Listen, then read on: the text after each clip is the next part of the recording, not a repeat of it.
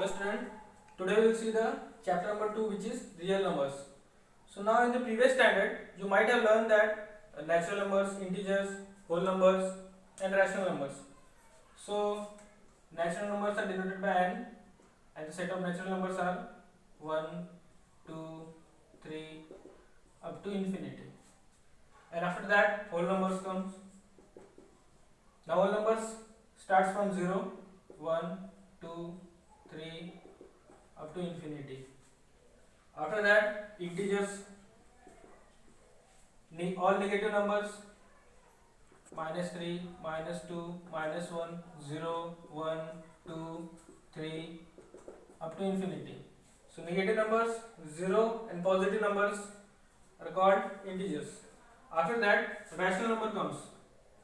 Rational number, set of rational number is p upon q, such that p and q belongs to integers and p and q greater than and q should not be equal to 0. Okay, so these are natural numbers, these are whole numbers, integers and rational numbers. So if you have to see the real numbers, suppose we have n.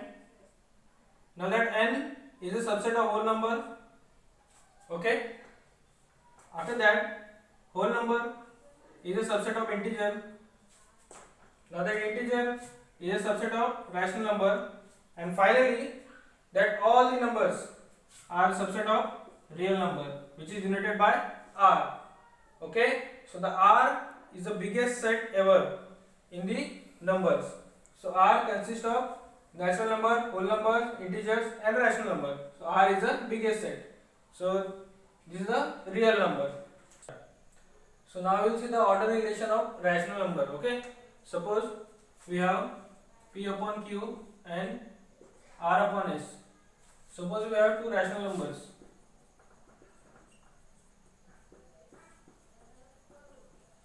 Okay, so suppose we have two rational numbers where q is greater than 0 and s is also greater than 0. That means they should be positive, otherwise that fraction will become infinity. Okay, so we have three conditions. First, if p multiplication s is equal to r multiplication q, then that p upon q is equal to r upon s.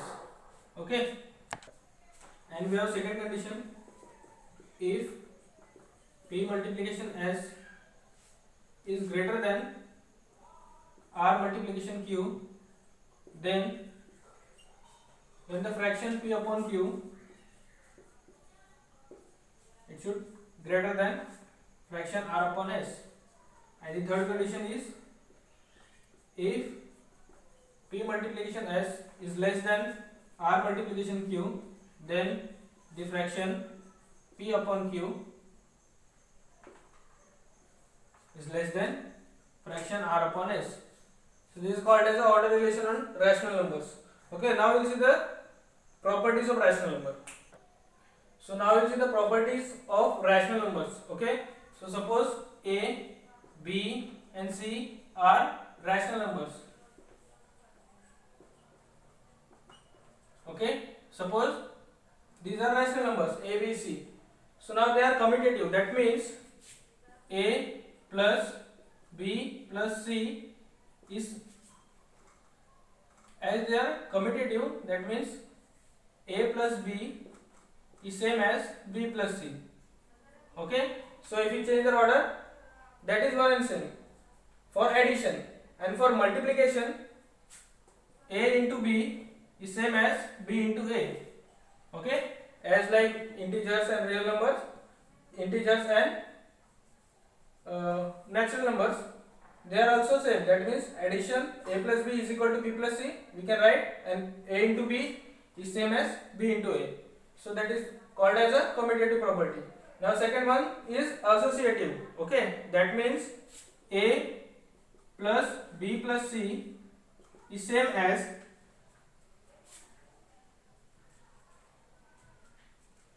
a plus b plus c.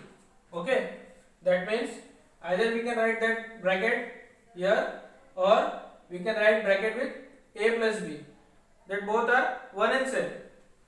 And similarly for multiplication also, multiplication is also associative. That means a multiplication b multiplication c is equal to a multiplication b into c. Okay, that means their multiplication is also associative. So this is called as a associative property. Now in the rational numbers also their identity exists. Okay, that means if we add 0 to a, so a plus 0 is equal to 0 plus a, which is equal to that number itself. That means their identity exists, that is 0. 0 is the identity while doing addition, and while doing multiplication the identity for rational number will be a into 1, which is equal to 1 into a, which is equal to a. So that number itself, that means a. So while doing multiplication 1 is the identity, and while doing addition 0 is identity. And for rational number also inverse is also exists. That means while doing addition a plus minus a is equal to 0. Okay, and while doing multiplication a into 1 upon a is equal to 1.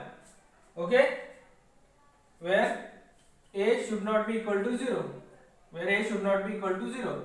So while doing multiplication 1 upon a is the inverse for multiplication, and minus a is the inverse while doing addition of rational numbers. So these are the four properties of rational numbers, as like similar to the natural number, whole number and integers. Rational numbers also have commutative property, associative property, identity and inverse. Okay, so now we'll see the decimal form of the any rational number. Okay, so here there are two types. First one is terminating type, and the other type is non-terminating recurring type. Okay, so look here, the 2 by 5 is a rational number, and if you divide that 5 by 2 we will get 0.4. Now 0.4 is a terminating type because we will get remainder as a 0, so that is why it is a terminating type. Similarly 7 upon 64 is also, minus 7 upon 64 is also rational number, which is also terminating type. If you divide that number, we will get minus 0.1069375, and we will get remainder as a 0. Similarly for 101 upon 8 also, we will get 12.625 as a answer quotient, and remainder will be 0 here. Now non-terminating recurring type, that means non-terminating means we will not get remainder as a 0, and the quotient will be non-terminating. It will go up to infinity. And recurring type, that means some number, any number will repeat in that quotient. So suppose we will divide 17 by 36, we will get 0.4722 up to infinity. That means that 2 is repeating. Okay, that 47 is constant, but 2 is repeating. So we can write 0.472 and dot over there at the head of the 2. Okay, that means the meaning of that dot is that 2 is repeating number of times. Similarly 33 upon 26 also we will get 1.2692307, that complete term 2692307 is repeating up to infinity, and it is not terminating. That is why that bar is used. Okay, similarly here also 56 upon 37, which is equal to 1.513. That 513 term is repeating number of times. That means if you divide that number, we will get 1.513, 513, 513 up to infinity, and we will not get remainder as a 0. We will get some number, and we have to further divide that number. So that bar is used. So it is called as a non-terminating recurring type of number. Okay. So now we will see how to express the recurring numbers in p by q form. Okay. So here we will see how to express the given number, that means that decimal number in the that p by q form. Okay, recurring decimal number. So we have one example number 1. Express the recurring decimal 0.7777 in p by q form, that means numerator upon denominator form. So for that we will consider let x is equal to 0.777 and so on. That 7 is repeating, so we can write 0.7 dot means dot, so 0.777 and so on, which is equal to 0.7 dot means that 7 is repeating. Now we will multiply that number by 10. So after multiplying on left hand side, 10x will become 10x, and on the right hand side if you multiply that number, you will get 7.777 up to infinity, which is equal to 7.7 dot. Okay, because 7 is repeating. So now here we got 10x is equal to 7.777, which is equal to 7.7, and 7 is repeating. Now we will subtract that number. Look here, we will subtract our previous number, that x term, from the existing term. That means 7.7 dot minus 0.7. Okay, here also at the right hand side, at the left hand side, I have subtracted that previous term. Consider whatever we have considered that term, I have subtracted here. That means 10x minus x, which is equal to 7.7. That means this term minus that previous term. Okay. Now look here. After doing subtraction, that 10x minus x will become 9x, which is equal to, now look here, 7.7 repeating term minus 0.7 repeating will be 7 only. Okay. Now x will be equal to 7 upon 9. So we got the value of x as a 7 upon 9. But x we have considered as a 0.777, which is 0.777 up to infinity, which is equal to, we got the value as a 7 upon 9. Okay. So we got the value of 0.777 and so on, which is equal to 7 upon 9. So this is how we have to express the given recurring decimal number in the form of p by q. This is a form of p by q. P is where p and q both are integers. So 7 upon 9 is also of the form p by q.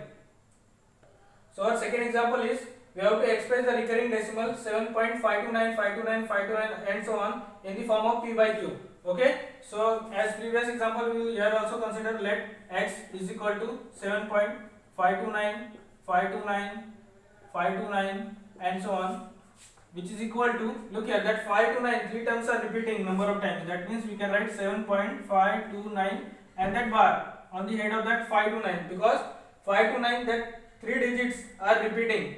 So 7.529 bar will come. Okay. Now look here, that three terms. So in the previous example, only one term, single term was repeating. So that is why we had multiplied by 10. Now here 3, but here 3 digits are repeating. That is why we have to multiply that previous term by 1000. 1, 2, 3, 3 zeros. Okay. So it will become 1000x, which is equal to, on the right hand side also we have to multiply by 1000. So if you multiply this digit by 1000, we will get 7529.529. Okay. If you multiply this number also by, if you multiply on that side by 1000, we will get 7529.529, and that repeating term, that 529 is also repeating, so bar will come. Okay. So here we got 7529.529 and that repeating term. Okay. Now as like in the previous example we have done, similar thing we will do here also. So we will multiply that previous term from this existing term. So similarly here also we will subtract that previous term from existing term. So 1000x minus x will be equal to 7529.529 repeating minus that previous term, which is 7.529 repeat. Okay. So 1000x minus x will be 999x, which is equal to, now 7529.529 repeat minus 7.529 repeating. So it will become 7527.0. Okay. 0.0. So 7529 minus 7.5, it will be 7522. Okay. 7522.0. So look here. Now we have to find the value of x. So x will be equal to 7522.999.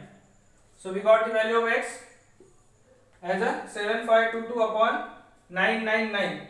But x we have considered as a 7.759 or this term. So we can write 7.529 and so on, which is equal to 7522 upon 999. 7522 upon 999. So this is a form of P upon Q. Okay. So this is how we have to express the given decimal recurring decimal number in the form of P upon Q. So practice set 2.1 will be your homework, and the questions I will send in our group. Okay. Thank you.